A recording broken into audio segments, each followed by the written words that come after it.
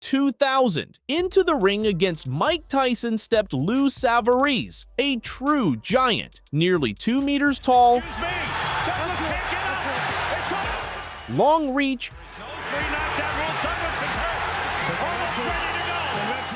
powerful and confident. He promised that his size and strength would break Iron Mike. For many, this was the moment to finally see the legend fall.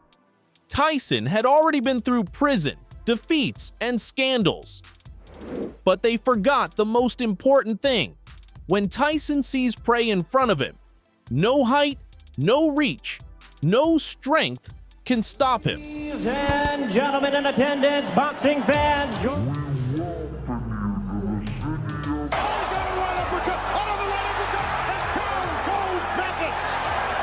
He stepped back and did it again, stepped off and around, and ripped that uppercut to where Mathis was ducking right into it. 9, 10. He didn't beat the count.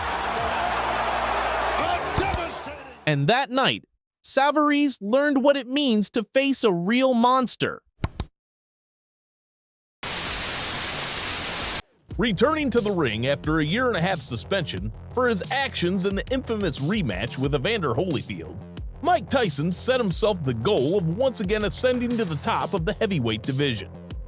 Iron Mike's main priority was, of course, the fight against the great Lennox Lewis, who at the time was the undisputed heavyweight champion. Few believed in the success of Mike's next title campaign. Over time, after the second fight against Holyfield, he had significantly regressed. The speed and reaction decreased even more, and in the ring he was more and more basic. From January 1999 to January 2000, Iron Mike had 3 fights.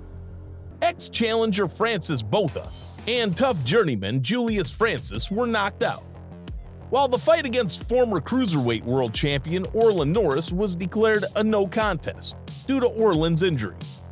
The fight against the South African clearly showed Mike's regression as a boxer.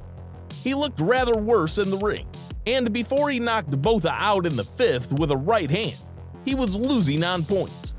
It was obvious that a fight against Lennox Lewis, who was in his prime, only made financial sense.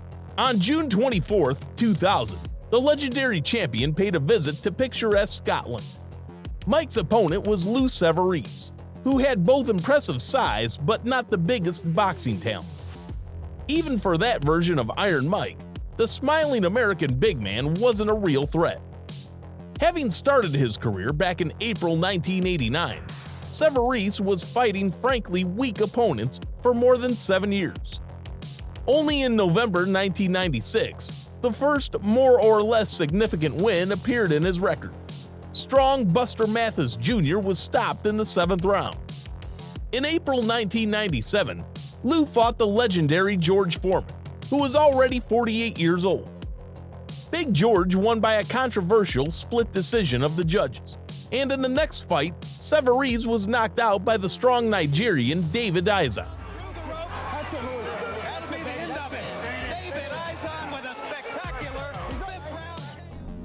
He achieved his most notable success in his career in June 1998, when he fought against the former undisputed world champion and the guy who won against Tyson first, James Douglas.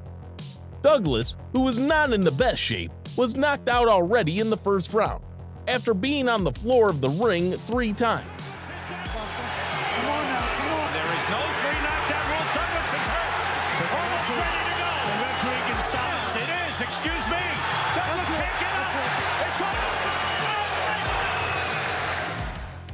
In March 1999, Lou cemented his success by defeating the undefeated Lance Whitaker by split decision.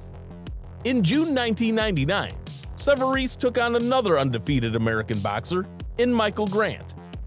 He lost in a one-sided beating by a unanimous decision. For a whole year, he did not enter the ring, and after that, he had a fight against the legendary Mike Tyson. Some experts cautiously said that if after the fight, the winner rudely challenged champion Lennox Lewis to a duel, but that's a story for another time.